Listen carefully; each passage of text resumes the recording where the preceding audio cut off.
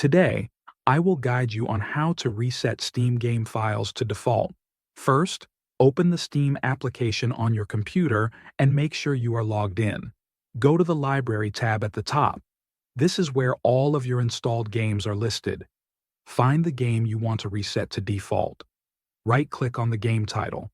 A small menu will appear. From this menu, select Properties. A new window will open. In the Properties window, look at the left side and click on Installed Files. You will now see an option called Verify Integrity of Game Files. Click on this button. Steam will begin checking all the game files on your computer. This process compares your files with the original game files from Steam servers. Wait while the verification runs. Do not close Steam during this time. If Steam finds any missing or damaged files, it will automatically download and replace them.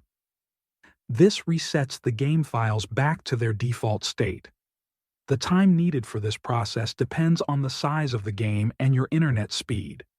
Once the verification is complete, you will see a message telling you the process has finished.